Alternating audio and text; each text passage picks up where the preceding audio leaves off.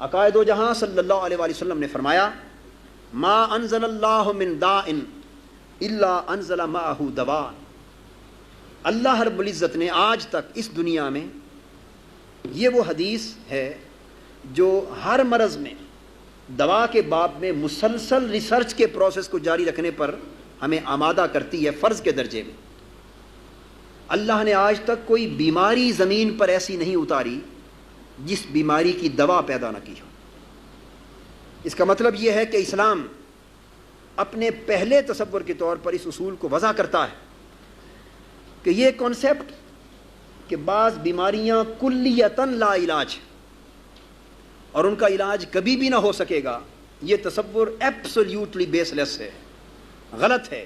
اور اس تصور کو اپنانا در حقیقت ریسرچ کے تصور کی نفی کرنے کے مترادف. یہ تو درست کہ آج ہماری تحقیق کسی مرض اور کسی بیماری کے علاج تک نہ پہنچی ہو، لیکن یہ نہیں کہا جا سکتا کہ انسان کا ذہن اللہ کی توفیق سے کبھی بھی اس مرض کے علاج تک نہ پہنچ سکے گا. یہ حدیث نبوی سے دو ٹوک طریقے کے ساتھ فیصلہ صادر کیا جا چکا ہے کہ تم کسی مرض کے باب میں مایوس نہ ہونا، اس لیے کہ جہاں مرض پیدا کی ہے ہر مرض کے لیے دوا بھی پیدا کی گئی. اب آپ کی ریسرچ کیا ہے؟ اس دوا کو ٹریس آؤٹ کرنا ہے، اس کو تلاش کرنا ہے، اور اس کے لیے اپنی تگ و دو کو تمام وسائل بروئے کار لا کر جاری رکھنا ہے. وضو کیا ہے؟ اگر آپ توجہ سے دیکھیں تو انسانی جسم کے وہ اعضاء جو لباس سے باہر رہتے ہیں، ڈکے نہیں رہتے، ننگے رہتے ہیں، ان کو دھونا وضو ہے. یعنی آپ کا سر سے پاؤں تک جہاں جہاں آپ کا لباس ہے، وضو میں ان کو نہیں دھویا جاتا ہے.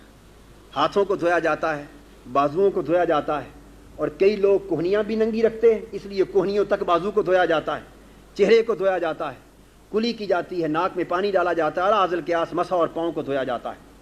سو وہ اعضاء انسانی جسم کے اور حصص جو ڈھکے رہتے ہیں لباس میں، وہ جراثیم سے بھی اکثر محفوظ رہتے ہیں. ہمارے بہت بڑے دشمن جراثیم، اور وہ حملہ آور ہونے کی کوشش کرتے ہیں. تو ننگی جگہ جو ہے وہ جراثیم کے لیے موزوں ہے، یا پھر وہ سوراخ ناک اور منہ کے جو انسانی جسم کے اندر جراثیم کو داخل کرنے کا راستہ قرار پاتے ہیں. وضو کی صورت میں ہمیں اللہ اور اللہ کے رسول نے ان تمام ننگے اعضاء کے حصوں کو دھونے کی، ایک بار نہیں دن میں 5 بار دھونے کی تلقین فرمائی، تاکہ اس گندے ماحول میں، گرد آلود ماحول میں، بیماریوں کے ماحول میں اگر جسم کے کسی جگہ پر کوئی جراثیم کسی بیماری کا لگ بھی گیا تو بار بار دن میں وضو، اور یہ بار بار وضو کرنا نور علی نور ہے، کرنے سے دن میں 5 مرتبہ جراثیم کو دھونے کا پروسیس جاری رہے. پھر اس کے بعد آپ دیکھتے ہیں کہ باقی سارے اعضاء باہر سے دھوئے جا رہے ہیں، لیکن 2 ہی سوراخ ہیں انسانی جسم کے، ایک ناک اور منہ جس کے ذریعے سے جراثیم کا داخل ہونا ممکن ہے. ان سوراخوں کو باہر سے نہیں بلکہ ان کے اندر پانی ڈال کر غرارہ کرنے کا حکم ہے، اور ناک کے اندر بالوں تک کو گیلا کر کے اس ہڈی تک گیلا کرنے کا حکم ہے کہ جہاں تک جراثیم کے گھس کر جم جانے کا اندیشہ ہے. مسلسل جو شخص دن میں 5 وقت غرارہ کرتا ہے، کلی کرتا ہے، استنشاق کرتا ہے، اور ناک میں پانی ڈال کر ہڈی تک کو صاف کرتا رہتا ہے، وہ 80% ان جراثیم کے جسم کے اندر داخل ہونے سے بچ جاتا ہے جن کا راستہ فقط منہ اور ناک ہے.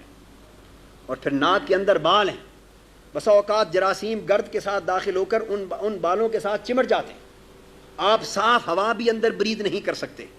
تو 5 بار ناک میں پانی ڈال کر اندر جمے ہوئے جراثیم کو بھی دھونے کی تلقین فرمائی، تاکہ حفظان صحت کے بہتر سے بہتر اصول وضو کی صورت میں قائم رہ سکے. اس کے بعد چہرے کو 3 بار دھونے کی تلقین کی ہے، اور جب چہرہ دھویا جاتا ہے تو ٹھنڈا پانی مسلسل آنکھوں پر پڑتا ہے. یہ آنکھوں کی امراض کے ماہرین بہتر سمجھتے ہیں کہ بہت سی امراض آنکھوں کو ٹھنڈے پانی سے دھونے اور ٹھنڈے پانی کے چھینٹے مارنے سے خود بخود دور ہو جاتی. یعنی یہ وضو آپ کی اتنی بے شمار امراض کا از خود علاج کر دیتا ہے کہ جن کے پیدا ہونے کا آپ کو نہ صرف علم بلکہ احساس بھی نہیں ہوتا. اور یہ طہارت کے باب میں طب جدید جن جن تصورات کو واضح کرتی ہے، ان تصورات کو عملاً اسلام تصور طہارت میں سمو چکا ہے.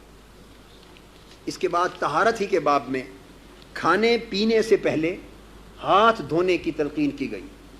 حضور علیہ الصلوۃ والسلام نے فرمایا برکت الطعام الوضوء قبلہ والوضوء بعدہ، کہ کھانے کی ابو داؤد اور ترمذی میں حدیث آتی کھانے کی برکت کھانے سے پہلے ہاتھ دھونے میں اور کھانے کے بعد ہاتھ دھونے میں. اگر ہاتھ دھوئے بغیر آپ کھانا کھاتے ہیں تو وہ جراثیم جو آرڈینریلی آپ کے ہاتھ پر لگے تھے وہ کھانے کے ساتھ مل کر آپ کے منہ میں چلے جاتے اور آپ کھانے کی صورت میں صحت کو نہیں بلکہ بیماری کو دعوت دے رہے ہیں. رسول اللہ صلی اللہ علیہ وآلہ وسلم نے کھانے سے پہلے ہاتھ دھونے کی تلقین کی. لیکن بعض لوگ یہ سمجھیں کہ ہاتھ دھو کر انہیں تولیے سے خشک کر دیا جائے. اس سے رسول پاک صلی اللہ علیہ وآلہ وسلم نے منع فرمایا اور فرمایا لا یمسح یدہ قبل الطعام بالمندیل. کھانا کھانے سے پہلے ہاتھ کو دھو لیکن تولیے یا پانی سے مت خشک کرو مبادا اس کپڑے کے جراثیم آپ کے منہ میں چلے جائیں.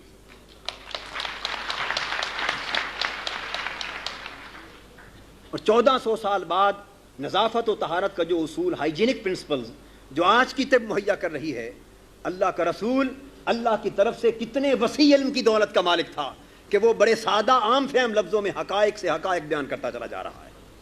پھر حضور علیہ السلام نے فرمایا کہ سو کر اٹھو تو اچھی طرح ہاتھ دھوئے بغیر برتن میں ہاتھ نہ ڈالو. یہ بھی جراثیم کے معلوم نہیں نیند میں ہاتھ کہاں تک گئے, تو جراثیم سے بچاؤ کی ایک صورت. پھر مشروب اور کھانے کی چیزوں میں, پینے اور کھانے کی چیزوں میں اور برتن میں پھونک مارنے سے منع کیا, حتیٰ کہ پانی پیتے ہوئے گلاس کے اندر سانس لینے سے منع کیا. یہ حکمت کہ 3 بار سانس لے کے پیا جائے, اس میں اور ظاہراً اصل حکمتیں تو اللہ اور اللہ کا رسول جانتا ہے, لیکن ہمیں ظاہراً طبی نقطہ نظر سے اور کوئی حکمت نظر نہیں آتی سوائے اس بہت بڑی حکمت کے کہ آپ جب پانی پئیں گے اور پانی کے اندر سانس لیتے رہیں گے تو اندر کی کاربن ڈائی آکسائڈ اور مختلف جراثیم پانی میں مل کر اندر آتے رہیں گے. آقا نے فرمایا پانی پیو اور 3 بار پانی کے گلاس کو ہٹا کر باہر سانس لو تاکہ جراثیم باہر جائیں اور پانی پاکیزہ حالت میں اندر جائے. اور حضور علیہ السلام کے بارے میں احادیث میں آتا ہے کہ حضور جب پانی پیتے فلا یتنفس فی الاناء, برتن میں حضور سانس نہ لیتے تھے. لم یکن رسول اللہ صلی اللہ علیہ وسلم ینفخ فی طعام ولا شراب ولا یتنفس فی الاناء. حضور نہ کھانے میں پھونک مارتے تھے, نہ حضور علیہ السلام پینے میں پھونک مارتے تھے اور نہ ہی برتنوں کے اندر سانس لیتے تھے. یہاں جملہ معترضہ کے طور پر یہ بھی واضح کرتا چلوں کہ ہم کیا کرتے ہیں, پانی لے کر مسجدوں میں چلے جاتے ہیں اور بیمار بچے کے لیے مسجد کے دروازے پر کھڑے ہو جاتے ہیں اور 25, 30, 50 جتنے نمازی نماز پڑھ کے نکلتے ہیں پورا گلاس ننگا اس کے سامنے کرتے ہیں اور 25 آدمیوں کی پھونکیں مرواتے ہیں اور اس کا نام ہم نے دم رکھا ہوا.